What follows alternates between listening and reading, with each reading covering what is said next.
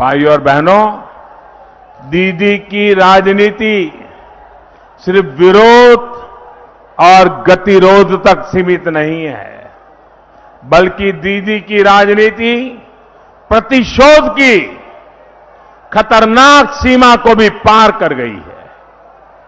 बीते 10 साल में बीजेपी के अनेकों कार्यकर्ताओं की हत्या की गई है। अभी मेरी यहां ऊपर आने से पहले कई पीड़ित परिवारों से बात हुई है। दीदी की वजह से न जाने कितनी माताओं ने अपने बेटों को खोया है, न जाने कितनी बहनें आज भी अपने भाई का इंतजार कर रही है। दीदी की निर्ममता, उनकी असंवेदनशीलता हमें कुछ दिन पहले ही फिर एक बार दिखाई दी है, सुनाई दी है।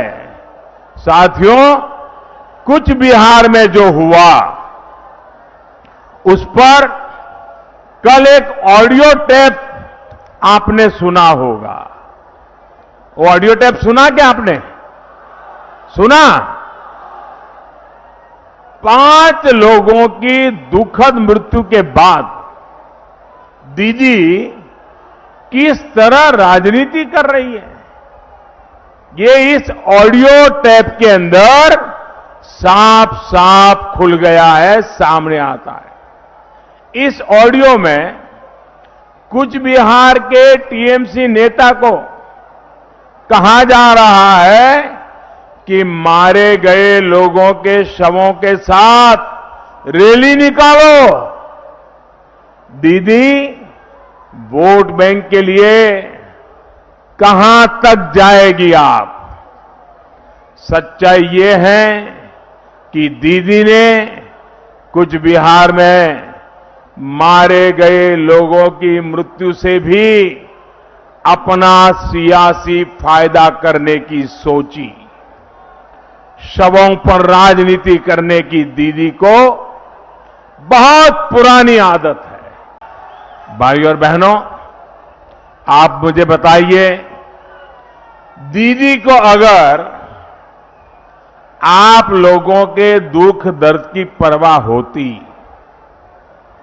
तो क्या वो आपकी भलाई के, आपके हित वाले कामों को रोकने का काम कभी करती क्या? करती क्या? ये रुकावटें डालती क्या? दीवार बनती क्या? दीदी को अगर आपकी तकलीफ की चिंता होती तो क्या वो तोलाबाजी होने देती क्या? होने देती क्या? तोलाबाजी होने देती क्या? जरा इधर से जवाब दीजिए, तोलाबाजी होने देती क्या? सिंडिकेट को आगे बढ़ाती क्या? सिंडिकेट को आगे बढ़ाती क्या? कट मशीन मनी वसूलने देती क्या? कट मनी वसूलने देती क्या वो? साथियों, दीदी अपने अहंकार में दीदी इतनी बड़ी हो गई है कि हर कोई उन्हें अपने आगे छोटा दिखता है। केंद्र सरकार ने अनेक बार अनेक विषयों पर बात करने के लिए बैठकें बुलाई है, लेकिन दीदी कोई न कोई कारण बताकर इस बैठकों में नहीं आती। जैसे कोरोना पर पिछली 2 बैठकों में बाकी मुख्यमंत्री आए, लेकिन दीदी नहीं आई। नीति आयोग की गवर्नेंस काउंसिल की बैठक हो, बाकी मुख्यमंत्री आए, लेकिन दीदी नहीं आई। मां गंगा की सफाई के लिए देश में इतना बड़ा अभियान शुरू हुआ, लेकिन दीदी उससे जुड़ी जो बैठक होती है उसमें भी नहीं आई। 1-2 बार न आने को तो समझ में आता है साथियों, लेकिन दीदी ने यही तरीका बना लिया है। दीदी बंगाल के लोगों के लिए कुछ देर का समय नहीं निकाल पाती, ये उन्हें समय की बर्बादी लगता है।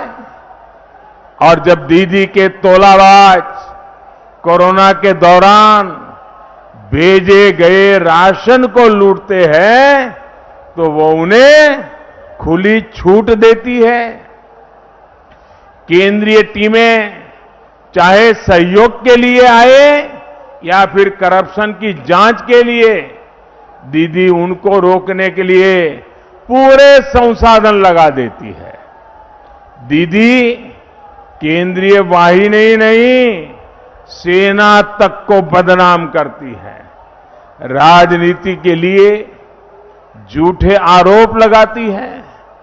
दीदी खुद को देश के संविधान से ऊपर समझती है।